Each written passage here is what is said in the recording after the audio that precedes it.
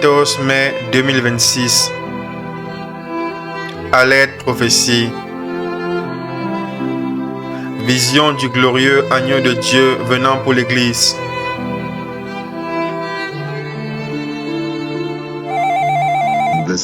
Bien-aimés, la raison pour laquelle je viens à vous aujourd'hui, c'est très important.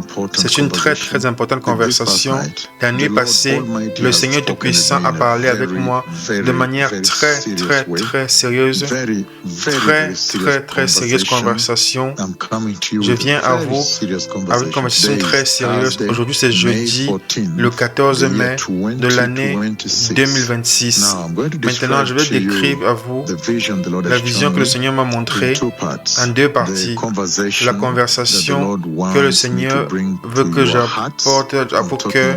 Je parle de plus de 8 milliards de personnes sur la terre. Il veut vraiment que chacun, que cela soit dans votre cœur. Dans la nuit, alors que j'étais endormi, alors soudainement, j'ai vu la vision du Seigneur aujourd'hui, la nuit passée. Dans cette vision, le ciel s'est ouvert. Le ciel s'est ouvert devant moi. Le ciel s'est ouvert. Et lorsque le ciel s'était ouvert, c'était immense.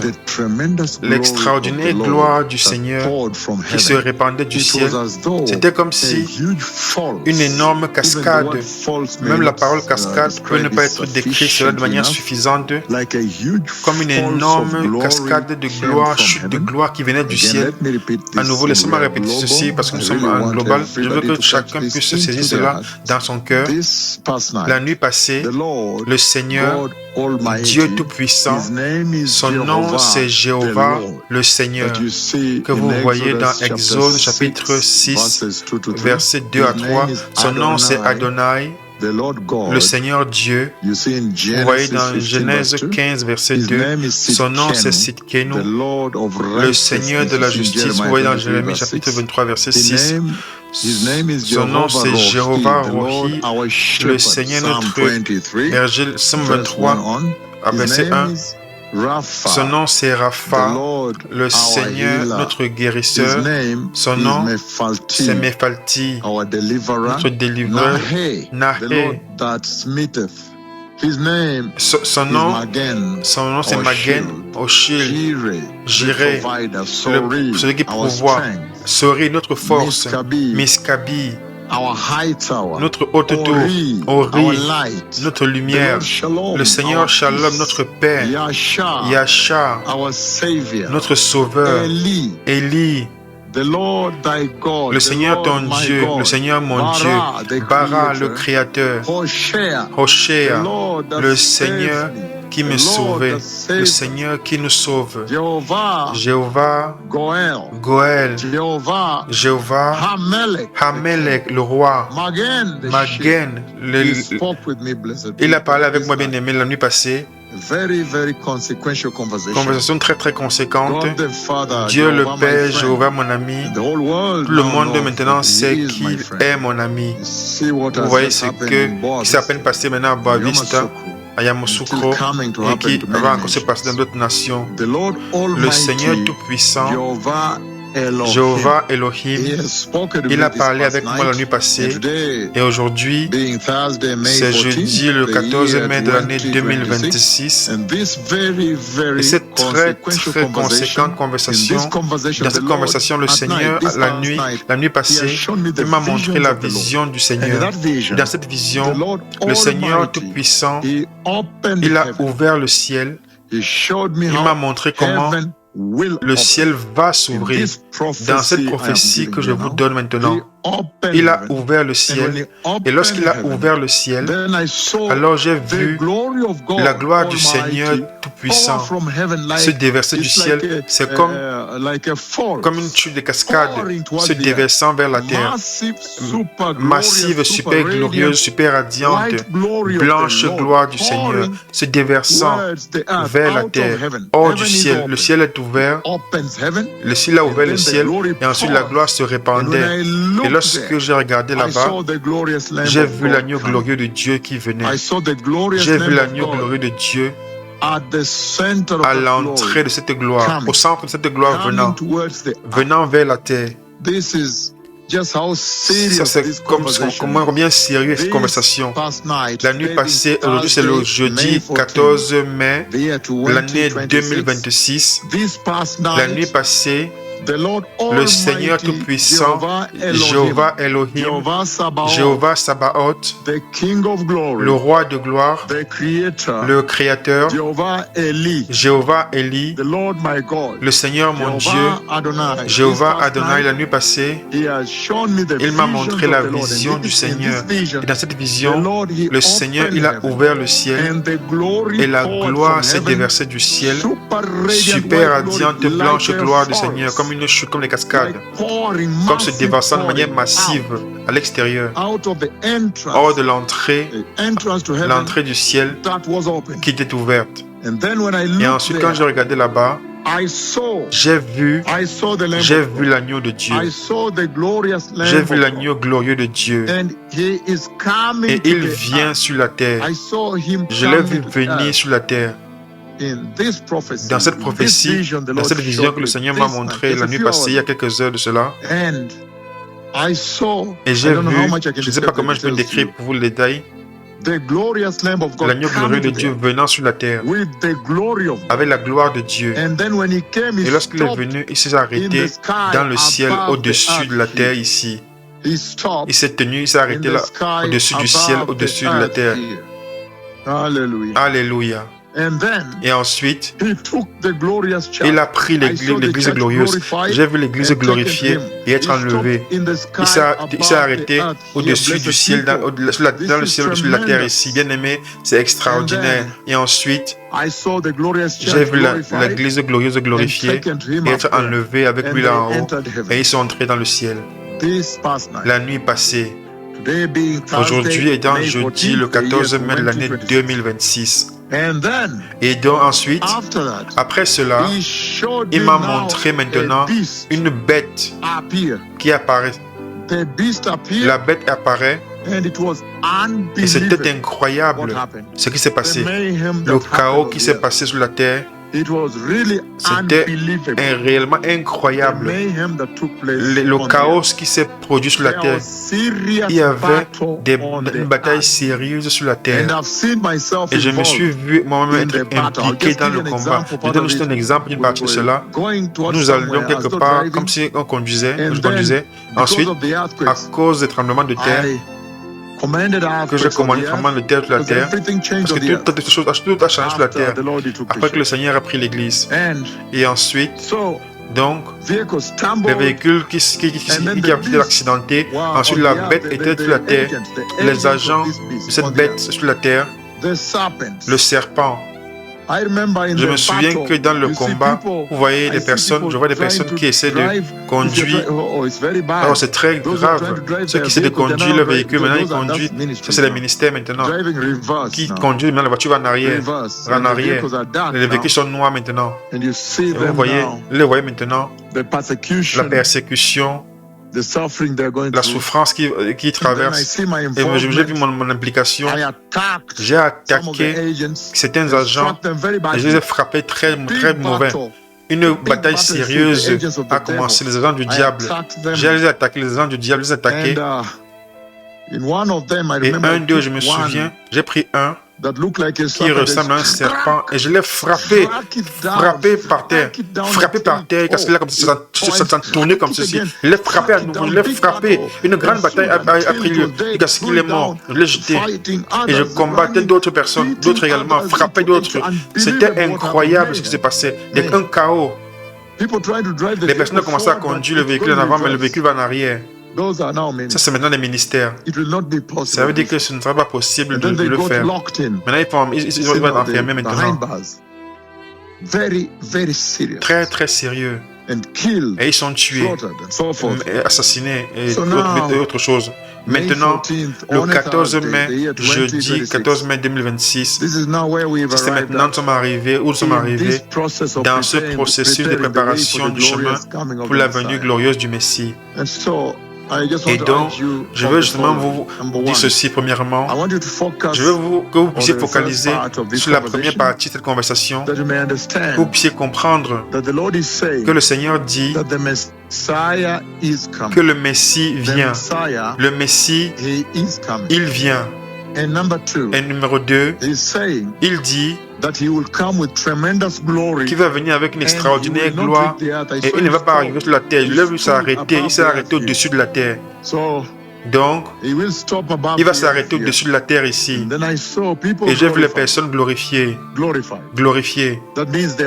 Ça veut dire qu'il y aura la glorification pour ceux qui sont nés de nouveau et qui sont justes et glorifiés. Ils seront glorifiés. Il y aura la glorification. Je les ai vus être enlevés dans la gloire, être enlevés vers le Seigneur. Ça veut dire qu'il y aura le fait d'être enlevé, il y aura l'enlèvement, ils seront enlevés avec le Seigneur. Être enlevé, être pris avec le Seigneur ou sur le Seigneur. Ça, c'est très sérieux. Très, très sérieux. Et donc, je veux focaliser sur cette partie. La seconde partie, vous pouvez voir, le Seigneur nous dit, n'allez pas là-bas, n'allez pas là-bas. N'allez pas à la seconde partie, où il y aura un chaos incroyable, la persécution, les assassinats, les morts, le fait de tuer les gens, des chrétiens. Et donc, voici le message du Seigneur. La prophétie extraordinaire que je donne aujourd'hui. Le Messie vient. Si vous le préparez, le Messie vient. Ce dernier, c'est extraordinaire. Et je pense qu'il y a une urgence dans le cœur du Seigneur pendant qu'il présente cela. Nous essayons de courir dans toutes les nations. Une opportunité à chaque nation. Que chaque nation puisse recevoir une opportunité car le roi vient. Donc c'est absolument évident maintenant que c'est la génération qui voit la venue du Messie. Il y a un besoin de courir. Il y a un besoin de courir et donner à chaque nation une opportunité égale afin qu'ils puissent être à mesure de préparer de manière correcte. Donc, qu'est-ce que le Seigneur dit ici? Il dit maintenant que le roi vient. Et lorsqu'il vient, j'ai vu la transformation de votre corps. J'ai vu la transformation de leur corps, de votre corps faible être glorifié, glorification. Ce corps qui a de la limitation que vous avez à un corps super glorieux. J'ai vu vous les personnes, je vous ai vu vous. Je veux utiliser le mot vous. J'ai dit que vous étiez très glorifié. Vous avez été enlevé dans le ciel, dans la gloire du Seigneur. Donc, le Seigneur utilise tout ceci pour affirmer cette annonce que le Messie vient. Et donc, la nuit passée, le Seigneur Tout-Puissant, il a parlé avec moi. Il a parlé avec moi concernant la venue glorieuse du Messie. Le Messie vient. C'est très très sérieux. Le Messie vient. Les nations doivent se préparer. Ceux parmi vous qui ont travaillé, vous avez travaillé tellement dans cette vie pour le roi. Vous avez travaillé en travaillant, en vivant de manière sainte, en portant l'évangile aux nations. Ça, c'est le moment. Voici le moment maintenant où le Seigneur dit que finalement, vous allez vous reposer et vos œuvres vous suivront. Ce sera le moment que vous avez attendu pendant longtemps, lorsque vous allez vous reposer du péché, vous reposer des assauts de Satan, alors que vous marchez de manière sainte et vous prêchez l'évangile. Vous allez vous reposer de la saleté de ce monde. En ce jour, quand vous serez glorifiés, comme j'ai vu cette nuit, vous allez vous reposer des douleurs de cette vie, des maladies de cette vie, du manque d'emploi, des divorces de cette vie, des guerres et des violences de cette vie, des moqueries, parce que vous serez dans le paradis. J'ai vu le Seigneur vous amener dans le paradis. Vous allez entrer dans votre résidence éternelle, la maison, votre demeure éternelle préparée pour vous. Le Seigneur a préparé un endroit extraordinaire pour vous. Vous allez entrer au ciel. Souvenez-vous, quand les enfants d'Israël ont marché d'Égypte à Canaan, maintenant, encore plus inexpressible pour vous, ce sera une mission accomplie. Donc c'est très sérieux. Et donc, avec ce type de prophétie que le Messie vient, le Seigneur a parlé à son plus puissant et ancien prophète, la voix du Messie. Le Seigneur dit, dans Philippiens 3, verset 20, il a promis la glorification. Donc, vous pouvez regarder en ce jour que j'ai vu l'année précédente, la transformation de votre corps faible vers le corps glorieux que j'ai vu. Maintenant, le corps que vous avez est limité. Il y a des limitations. Dans 1 Jean 3, verset 3, il dit, verset 2, il dit, il parle de cette même glorification. Cela va vous pousser à vous purifier dans l'église, apporter la purification, non, vous puissiez être purs. Ceux qui ont cette promesse, cette prophétie qui est parlée, que j'ai dit aujourd'hui, cette nuit passée, ils se purifient eux-mêmes. Dans 2 Corinthiens, chapitre 7, verset 1, ceci doit purifier l'église. Ceci doit purifier l'église. Parce qu'il dit, ils disent, puisque nous avons cette promesse, puisque nous avons cette espérance, donc puisque nous avons cette promesse, bien-aimés, purifions-nous de toutes choses qui contaminent le corps et l'esprit, en achevant la sanctification dans la crainte de Dieu. Ça, c'est très sérieux. Ça, c'est le message que vous mettez dans votre cœur, plus de 7 milliards de personnes. Et si vous lisez le livre de 1 Thessaloniciens, chapitre 4, verset 14, il dit, confortez-vous et vous encouragez les uns les autres par cette prophétie, par cette promesse qu'il vient vous prendre. Donc, ceci vous devez confronter l'Église au milieu des difficultés de ce monde, la persécution de ce monde. Très, très sérieuse. Lorsque cette prophétie est devant vous, cela doit réellement vous encourager, ça doit vous conforter, vous êtes tenu ferme, encore plus ferme maintenant, encore plus ferme avec le Seigneur. Parce que maintenant vous savez que votre rédemption est plus proche. Maintenant, lorsque vous avez cru, le Seigneur a fait un excellent travail, il utilise ses serviteurs, un travail parfait, excellent travail dans ce pays, cette terre. Tout le monde doit honorer le Seigneur et ses serviteurs dans ce pays.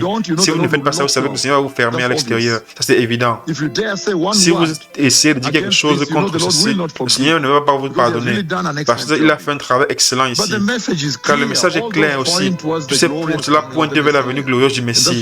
C'est pourquoi chaque nation doit recevoir l'opportunité. Le Seigneur dit, lorsque vous écoutez ceci, lorsque vous écoutez ce type de prophétie, des promesses que le Messie vient dans sa gloire pour glorifier l'Église, l'Église glorieuse. Alors cela veut dire que maintenant, vous devez embrasser l'évangile de la pureté et vous séparer de l'évangile mondain de la corruption, la prospérité qui est répandue. Vous devez maintenant recevoir la plénitude de la grâce qui est la délivrance de la croix. La plus grande justification, l'évangile qui vous donne la plus grande droiture, justice de Dieu, l'évangile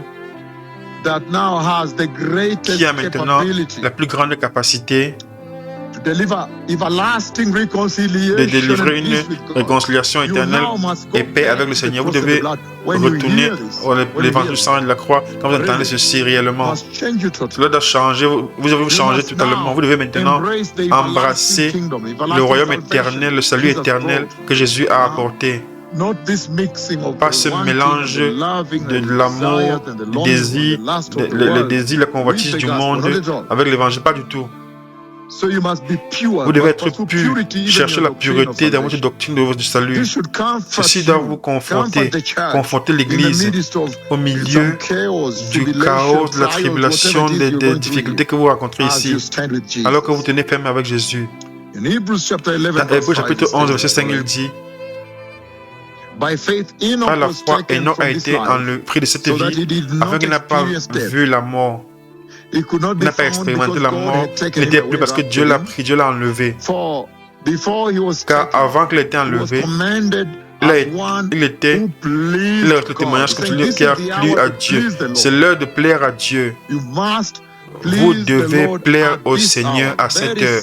Très sérieux, bien-aimé. Vous devez rechercher à chaque moment dans votre vie pour vous assurer de vous faire plaisir à Dieu. Vous faites plaisir à Dieu. Je veux seulement plaire au Seigneur. Je veux maintenant plaire au Seigneur. Voici l'heure où vous devez faire toutes choses pour vous plaire au Seigneur. Il a plu à Dieu. Il a été enlevé. Enoch. Vous devez également vous dévouer maintenant à plaire au Seigneur. 1 Thessaloniciens chapitre 2 verset 4, il dit ce qui suit. Au contraire, nous parlons au contraire, nous parlons de ceux qui sont approuvés par Dieu pour être dignes de l'évangile. Nous n'essayons pas de faire plaisir aux hommes, mais faire plaisir à Dieu qui teste nos cœurs. Voici l'heure maintenant de vous séparer totalement de ce syndrome, cette pandémie qui a frappé l'Église, le corps de Christ, où à tout moment, chaque Église, chaque pasteur, chaque chrétien cherche à faire plaisir au monde. Et se demande, est-ce qu'il m'aime? Cherchant à faire plaisir au monde, à plaire au monde. Il dit que l'instruction maintenant est que vous puissiez maintenant vous séparer vous-même de ce système de vie sur cette terre, ce monde méchant, et maintenant vous devez faire tous les efforts pour plaire à Dieu. Vous devez plaire au Seigneur, très sérieux. Plaire au Seigneur. Galates chapitre 1, verset 6. Jusqu'au verset 10, il dit ce qui suit. Il dit, Galates 1, 6 à 10, je suis étonné que vous éloignez rapidement de celui qui vous a appelé à vivre dans la grâce de Christ et à aller vers notre évangile. Vous voyez partout cela maintenant. Chaque église, chaque nation, ils portent ce message. Ils en sont détournés de l'évangile original de Christ. Et ils ont enlevé un autre qui n'est même pas un évangile. Et les gens vous amènent dans la confusion. Ils essaient de pervertir l'évangile de Jésus. Vous le voyez maintenant partout en Nairobi, partout à Lagos au Nigeria, à Abuja, à Abidjan, à Londres, partout. Tout le monde est corrompu maintenant. Ils veulent des points, des gains personnels, des gains terrestres. Il dit, même si nous, au ange du ciel, doit vous apporter, prêcher un évangile différent de ce que nous avez reçu, qu'il soit anathème, qu'il soit sous le maudit. Car comme nous l'avons dit, si quelqu'un vous prêche un évangile différent de l'évangile du sang et de la croix que vous avez reçu, que nous avons prêché, qu'il soit maudit, mis sous le malédiction du Seigneur. Verset 10. Est-ce que je cherchais à plaire aux hommes ou est-ce que je plaire à Dieu? Si je cherchais à plaire aux hommes, je ne serais plus serviteur de Christ. Il dit à cette heure-ci maintenant, vous devez être comme Enoch, chercher l'approbation du Seigneur, dévouer vous chercher à faire plaisir au Seigneur, chercher l'approbation du Seigneur, pas des hommes. Ça, c'est la signification de cette extraordinaire et choquante prophétie que j'ai vue la nuit passée. La venue du Messie. Après cela, la bête est apparue. C'est extraordinaire, c'est incroyable. Donc, le Seigneur dit très clairement, et ainsi, confortez-vous les uns les autres. Regardez 1 Corinthiens chapitre 15, verset 58. Je lis cela maintenant. Ainsi, mes bien-aimés frères et sœurs, tenez-vous fermes, que rien ne vous secoue, ne vous bouge. C'est le moment de vous donner totalement à l'œuvre du Seigneur et de tenir ferme. Tenir ferme avec le Seigneur. Peu importe ce qui va se passer. Vous savez très clairement que très prochainement, très bientôt, vous allez entrer dans votre repos. Entrer dans le repos de Dieu. Le repos du péché de ce monde, de la méchanceté de Satan, les assauts de Satan. Si vous reposez de la saleté de ce monde, les douleurs de cette vie, vous reposez des maladies, des divorces, des violences, les guerres, les fusions de sang, les moqueries, les diffamations, et entrez dans le paradis du paradis. Entrez dans votre demeure éternelle. Et voici maintenant la partie finale, maintenant votre pèlerinage. Vous devez maintenant vous tenir ferme, il dit. Et continue en disant, vous donnant totalement à l'œuvre du Seigneur. Vous devez maintenant vous donner totalement à l'œuvre du Seigneur, parce que vous savez que votre travail dans le Seigneur n'est pas en vain. Il dit il y aura une récompense. Il nous encourage, il vous motive. C'est le temps d'être plus motivé maintenant, conforté pour vivre une vie pure, motivé pour servir le Seigneur encore plus, motivé pour être saint, vivre une vie qui plaît au Seigneur. Très, très sérieux. Mais qu'est-ce que le Seigneur dit est ici extraordinaire. Vous devez tenir ferme. Il dit à cette heure-ci maintenant, vous savez que la ligne de finition, la ligne de fin est maintenant arrive. Tenez ferme. Rien ne va vous bouger maintenant. Tenez ferme. Non, je ne bouge plus. Non, je ne bouge plus. Parce que maintenant, je peux voir la ligne d'arrivée. Je peux voir la gloire. Tenir ferme dans une génération qui a vacillé dans le salut. Et tenir ferme sur le fait que Jésus est mort pour nos péchés. Tenir ferme sur le fait que Jésus est ressuscité. Tous les autres dieux sur cette terre, ça c'est un non-sens, les idoles. Tenir ferme sur le fait qu'il y a la résurrection des chrétiens qui arrive. Seulement nous sommes dans cette espérance. Tenir ferme sur le fait que le Messie vient. Je peux voir la gloire. Si tenir ferme doit vous tenir, va vous permettre de pouvoir tenir saint. Continuez à marcher dans la sainteté. Continuez à vivre une vie séparée. N'aimez pas ce monde. Focalisez-vous sur la venue du royaume de Christ. Le royaume de Christ est à venir. Sur la nouvelle terre, focalisez-vous dessus. Pas sur la terre rénovée, non. Une nouvelle terre. Avec des qualités totalement différentes, il n'y a pas de mort. La nouvelle Jérusalem, le nouveau ciel. Vous devez tenir ferme maintenant. Et le Seigneur dit qu'on peut dépendre de lui, vous pouvez dépendre du Seigneur sur cette prophétie-ci et ne pas être mis à la honte. Vous pouvez faire confiance. Même maintenant, vous devez montrer que vous êtes la confiance au Seigneur dans votre salut. Être dépendant dans votre salut. Le Seigneur demande que les personnes soient dignes de confiance dans la manière dans laquelle ils se comportent les uns avec les autres, également avec Dieu, avec cette heure-ci. Le message il est très clair. Vous ne pouvez pas vous vaciller. Ceci est très sérieux. L'intégrité dans le salut. Pas de corruption. Honnêteté, tenez la confiance du Seigneur, la fidélité, être digne de confiance. Il dit, voici l'heure d'attendre le nouveau ciel, la nouvelle terre. Très sérieux, bien-aimé. Il a promis la récompense. Il va récompenser la récompense de la glorieuse éternité, la vie éternelle. C'est comme il a confiance en lui à cette heure-ci. Ésaïe chapitre 25, verset 9, il dit ceci. Il dit, en ce jour, ils diront, certainement, voici notre Dieu. Nous avons eu confiance en lui et il nous a sauvés. Voici le Seigneur. Nous avons eu confiance en lui. Réjouissons-nous et nous serons dans l'allégresse dans son salut. C'est tout ce que le Seigneur annonçait la nuit passée dans cette vision. Que vous devez regarder à cette transformation bénie, glorification et enlèvement et l'évacuation de cette terre. Dieu a toujours été un père pour vous, vous aimant, un père pour vous. Et je me souviens, dans une des visions que j'ai partagées avec vous, j'ai partagé beaucoup de visions dans le temps, juste pour parler de cette ouverture du ciel. Le Seigneur m'a montré la super glorieuse vêtement blanc, super glorieux, le ciel ouvert, la gloire, le 1er novembre 2006, vous vous souvenez, à 3h du matin, à nouveau, il m'a montré l'église dans le ciel être enlevée. Les escaliers glorieux, l'église qui monte l'escalier glorieux, il m'a montré l'église qui est restée sur la terre, qui a raté l'enlèvement.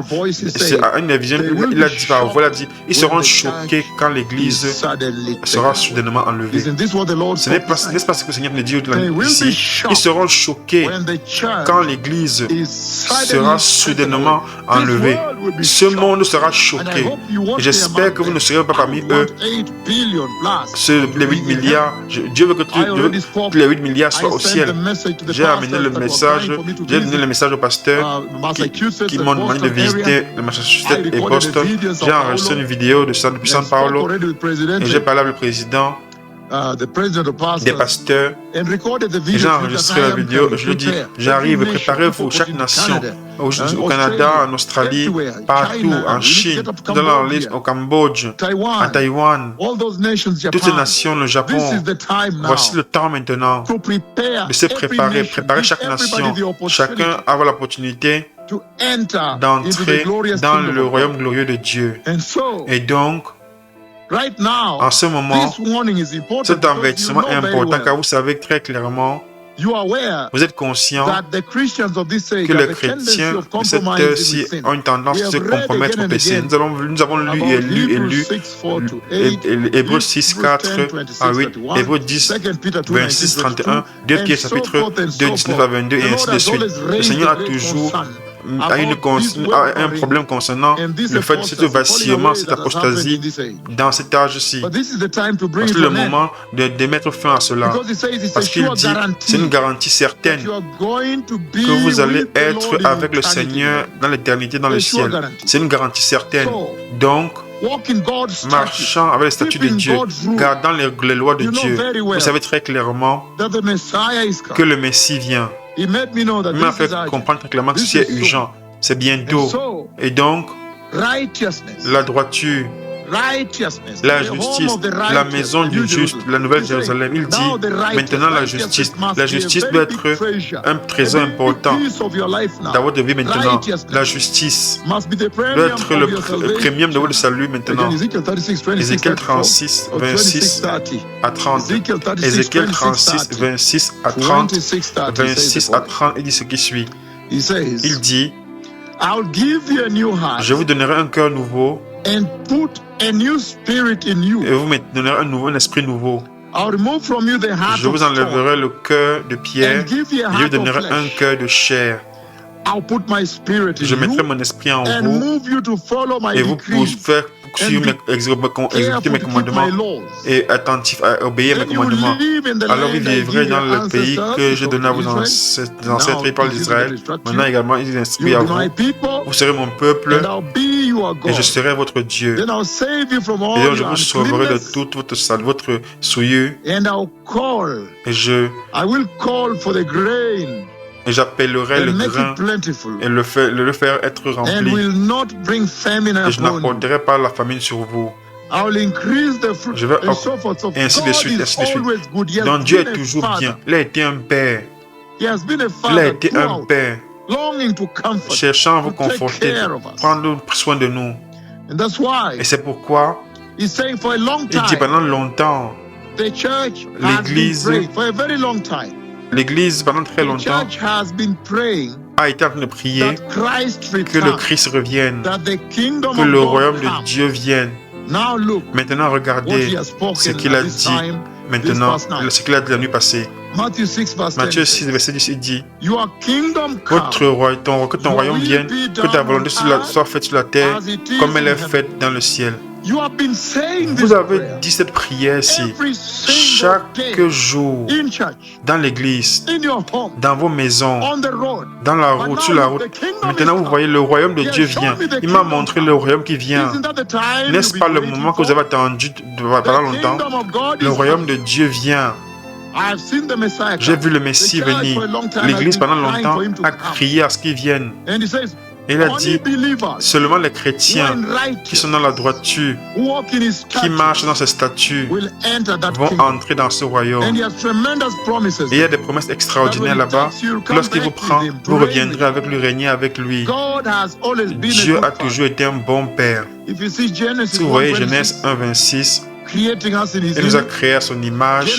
Genèse 2, verset 7. Il a soufflé son esprit dans nous, afin que nous ayons un esprit vivant.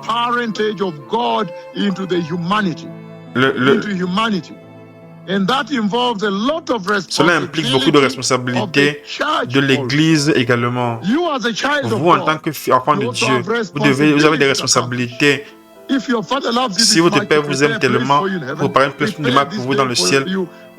Lorsque préparez-vous, vous avez de la responsabilité également. Et il dit que jour et cette heure, Dieu Tout-Puissant a annoncé, et il a dit comme un voleur. Donc, comme je l'ai annoncé maintenant, comme un voleur. Ainsi, l'imminence de cette venue, soudainement il va apparaître, de manière inattendue il va apparaître, sans annoncement, sans être mis au courant. Cela doit vous demander d'être prêt, d'être veillé, l'attendre, de se préparer en vous. L'attendre, l'anticiper sa venue. Le Messie vient. J'ai vu la venue du Messie la nuit passée. Aujourd'hui, c'est le jeudi 14 mai de l'année 2026.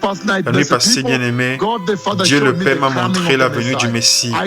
J'ai vu la nuit glorieuse du Messie qui vient. Je ne vais pas donner les détails, mais je l'ai vu venir. Le Messie est venu, il s'est arrêté au-dessus du ciel ici. Et la gloire s'est déversée comme des cascades du ciel. Le ciel s'est ouvert. Et la gloire s'est répandue comme des cascades. Et le Messie est apparu et il s'est arrêté là au-dessus et il a pris une église glorifiée dans le royaume de Dieu. Très très sérieux. Après cela, j'ai vu la bête et j'ai vu le chaos sur la terre. Si vous le préparez, vous le Messie vient. Merci. Toda Rabba, Toda Haverim, Yom Tov.